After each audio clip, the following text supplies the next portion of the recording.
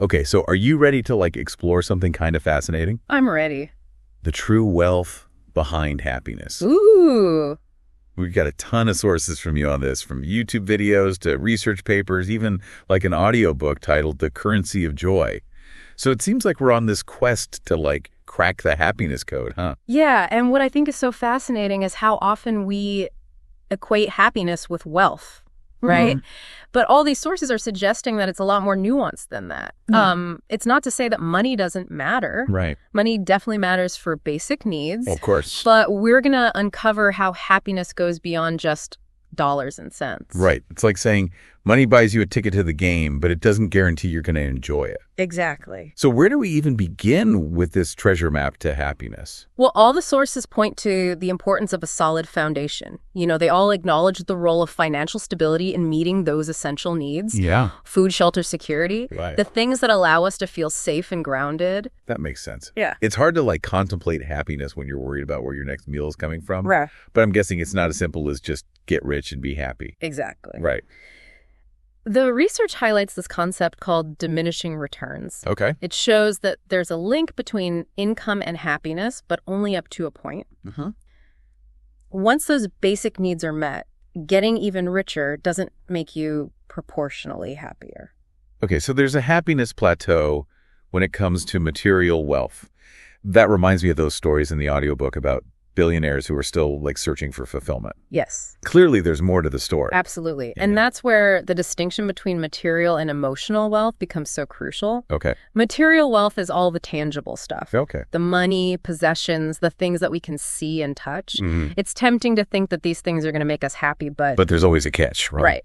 The sources highlight how material wealth often leads to this cycle of wanting more and never feeling truly satisfied. Right. It's like that whole keeping up with the Joneses thing. Yeah. You get a new car and then your neighbor gets a nicer one and suddenly you're not as happy with what you have anymore. It's that constant comparison game, always chasing the next shiny object. I think the audiobook even called it the hedonic treadmill. Yes. Running and running, but never really getting anywhere. That's exactly it. Yeah. So if material wealth isn't the key to lasting happiness, then what is? Yeah. What does emotional wealth look like? That's the million-dollar question, isn't it? Right.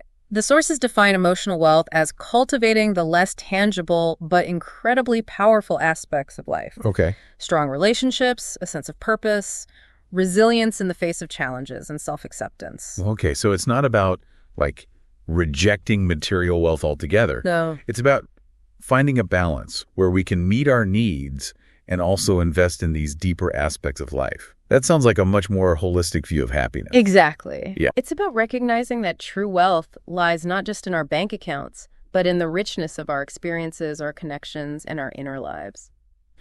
So how do we even begin to invest in this emotional wealth?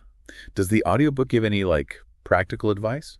One of the key takeaways is the power of aligning our spending with our values. Okay. The audiobook dives into the psychology of spending and how different types of purchases impact our happiness. This is where things start to get really interesting. Yeah. Tell me more about this psychology of spending. Yeah, so the sources differentiate between two types of spending, consumptive and experiential. Yeah. Consumptive spending is about buying things for immediate pleasure.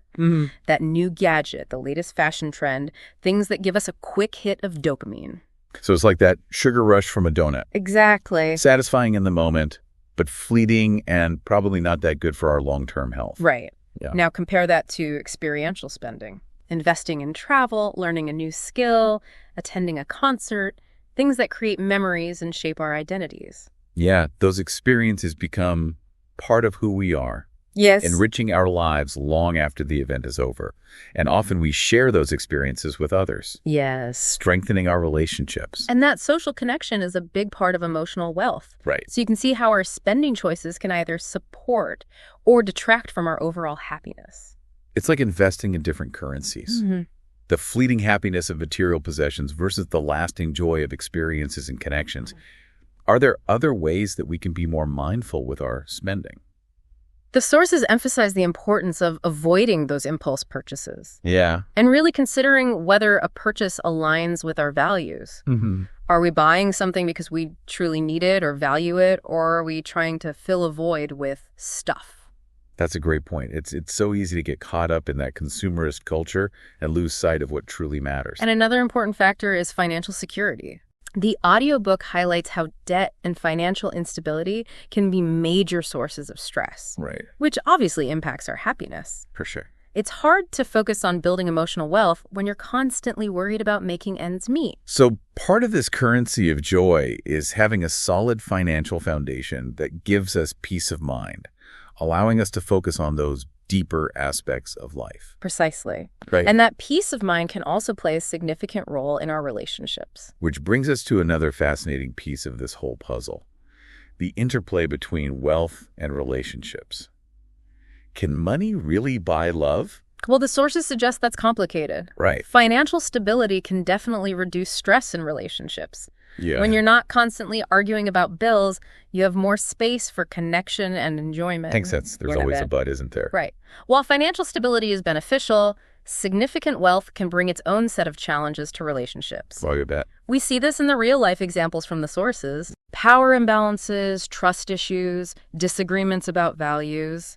Yeah. Money can amplify existing problems or even create new ones. That makes sense. Money can be a magnifier in relationships, highlighting the cracks that were already there. And then there's the whole issue of materialism. Mm-hmm. If one person is overly focused on possessions and status, Right. it can erode the emotional connection in a relationship. So it's not just about how much money a couple has, but about how they relate to money Exactly. and whether their values are aligned. That makes a lot of sense. And on the flip side, the sources highlight how generosity within relationships can actually strengthen bonds and increase happiness. Okay, yeah. Sharing experiences, doing acts of kindness for each other, working towards shared financial goals. Mm-hmm. These actions build a strong foundation of love and connection. It reminds me of that saying, it's better to give than to receive. When we focus on giving to others, especially those we love, it creates this ripple effect of happiness. But speaking of giving, we can't overlook the connection between philanthropy and happiness, right? You're right. Yeah. This might seem counterintuitive. Yeah. But giving to others actually boosts our own happiness more than spending on ourselves. Really. There's actually research to support that. Absolutely. There's a whole body of research on the psychology of giving. It's been consistently shown that giving to others activates those reward centers in the brain, leading to a feeling known as the helper's high. So it's not just a feel-good saying, there's actual science behind the joy of giving. Exactly. It's like we get a happiness return on investment when we give, and it's not just about like writing a check, it's about actively engaging with something you care about and making a difference. That makes sense. It's about connecting with something larger than ourselves, feeling like we're a part of something meaningful. Precisely meaningful philanthropy is about aligning your giving with your values. It's about finding causes that resonate with you and getting involved in a way that feels authentic. I love that it's about finding that sweet spot where your passions and your resources come together to create positive change in the world. And it seems like this sense of purpose is a recurring theme in our exploration of the currency of joy. Absolutely. The sources emphasize that purpose is a key ingredient in the recipe for happiness. And the fascinating thing is that purpose can be found in many different areas of life. It's not just about having a high-powered job or making a ton of money. So what are some of the other pathways to purpose that the sources highlight? They talk about meaningful work, which doesn't necessarily mean a high-paying job. It's about finding work that you find engaging and fulfilling, work that aligns with your values and makes you feel like you're contributing something positive to the world. It's about finding that sense of, this is why I'm here, even in the everyday tasks of your job. That's powerful. Yeah. Exactly. The sources also talk about the importance of service and volunteering, giving your time and energy to helping others can be incredibly purpose-driven and rewarding. And it doesn't have to be a huge time commitment. Even small acts of kindness can make a big difference in someone's life and boost your own sense of purpose. What about things like hobbies and personal growth? Do those fit into the purpose equation? Absolutely. The sources emphasize that purpose can also come from pursuing your passions, whether it's playing music, gardening, learning a new language, or anything else that brings you joy and makes you feel alive. It's about nurturing those things that make you uniquely you. And the process of learning and growing itself can be incredibly purpose-driven, right? When we're constantly challenging ourselves and expanding our horizons, we feel a sense of direction and progress in life. Exactly. It's like we're always moving forward, even if it's just in small steps. And here's something that might surprise you. The sources also suggest that challenges and adversity can actually deepen our sense of purpose. Wait, how can going through tough times make us feel more purposeful? It might sound counterintuitive, but think about it this way. When we face obstacles and overcome them, it can strengthen our resilience and give us a greater appreciation for the good things in life. It's like we come out on the other side stronger and more determined to make a difference. And often those challenges help us clarify our values and priorities, leading to a deeper sense of purpose. It's like those tough times become signposts pointing us in the right direction. That's a great way to put it. And as we wrap up this part of our deep dive, I think it's important to tie everything back to the idea of financial freedom, which we touched on earlier. Yes, because we started by talking about the relationship between money and happiness. So how does financial freedom fit into this bigger picture of the currency of joy? The sources make it clear that financial freedom isn't just about having a lot of money. It's about having control over your finances and making choices that align with your values and goals. So it's less about reaching a specific number in your bank account and more about feeling empowered to live the life you want. Exactly. And that sense of security can contribute to inner peace, which is another key element of lasting happiness. But the sources also caution against letting the pursuit of financial freedom overshadow the joy of the present moment. It's like that story in the audiobook about the couple who delayed their dream vacation for years to save money, only to realize they could have made it work earlier and enjoyed those experiences sooner. Oh, yes. It's a good reminder that while planning for the future is important, we can't forget to savor the simple pleasures and appreciate the people in our lives right now. Exactly. And it's about recognizing that true wealth encompasses so much more than just money. Yeah. It's about the richness of our relationships. Right. The depth of our experiences, the strength of our character, and the peace we find within ourselves. It sounds like we're talking about a more holistic view of wealth, one that encompasses both our inner and outer worlds. Absolutely. And as we move into the final part of our deep dive, I think it's time to bring all these threads together and reflect on what we've learned about the true currency of joy. It feels like we've been on this incredible journey exploring all these different facets of happiness. From the importance of emotional wealth to the power of purpose and giving. It's clear that the currency of joy is multifaceted and deeply personal. You're absolutely right. There's no one-size-fits-all formula for happiness. Right. What brings joy to one person might not resonate with another. Yeah. That's why this exploration has been so fascinating. We've delved into these universal concepts, Yeah. but ultimately it's up to each individual to determine what truly matters to them. And that's where things get really interesting. Right. It's about taking all these insights and weaving them into the tapestry of our own lives. Exactly. It's about becoming more conscious of our choices, our values, Yeah. and how we spend our time and resources.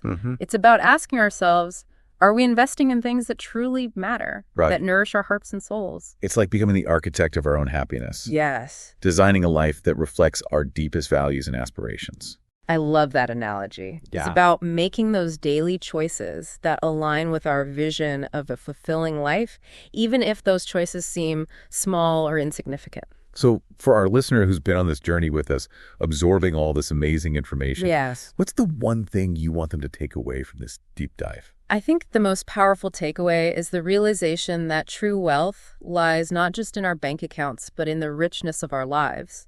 It's about cultivating those intangible assets, love, connection, purpose, resilience that form the foundation of lasting happiness. Beautifully said. And it's not about waiting for some magical moment in the future when we've achieved all our goals and have everything figured out. The currency of joy is available to us right now in the choices we make every single day. Absolutely. It's about savoring the simple pleasures, appreciating the people in our lives, and finding ways to make a positive impact on the world around us. I think that's a perfect note to end on. So to our listener, we leave you with this question. What one small step will you take today to invest in your own currency of joy? Keep that question in mind as you go about your day. And until next time, happy diving.